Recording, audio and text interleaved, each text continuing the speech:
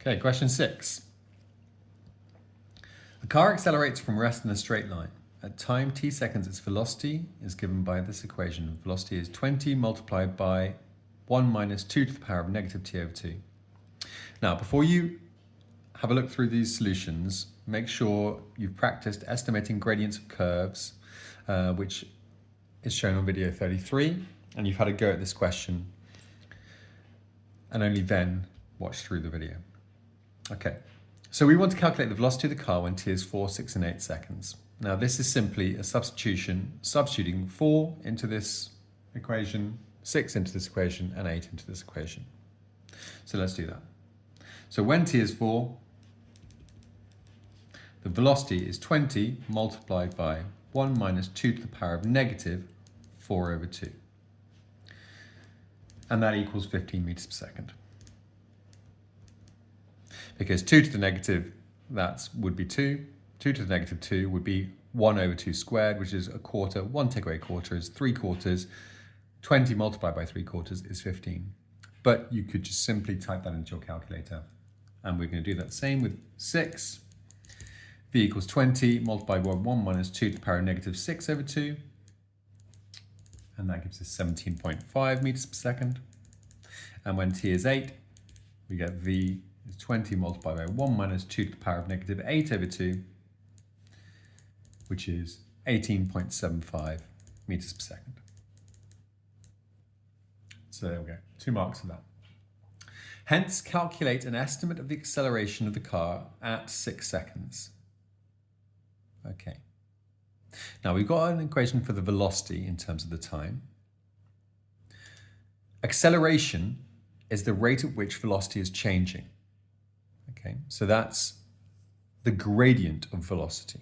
On a velocity time graph, the gradient of the velocity time graph is the acceleration. So if I just sketch out what this velocity time graph looks like and what we've got so far, we have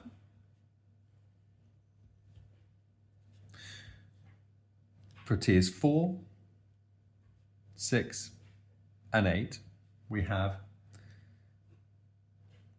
15, 17.5, and 18.75. And in fact, if I substituted in 0, I would get 0 as well, because 20 multiplied by 1 minus 2 to the power of negative 0 over 2 is 2 to the power of 0, which is 2 to the power of 0 is 1. 1 take away 1 is nothing. 20 multiplied by nothing is nothing. So I would have a graph that looks something like this for the velocity time graph.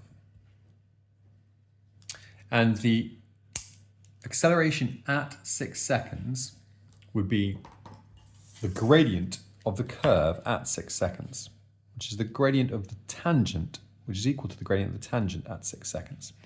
However, I cannot differentiate this function, not at this level, not at additional maths level. So I can't find the gradient of this function, but I can find an estimate for the gradient of that tangent by using the values I've been given.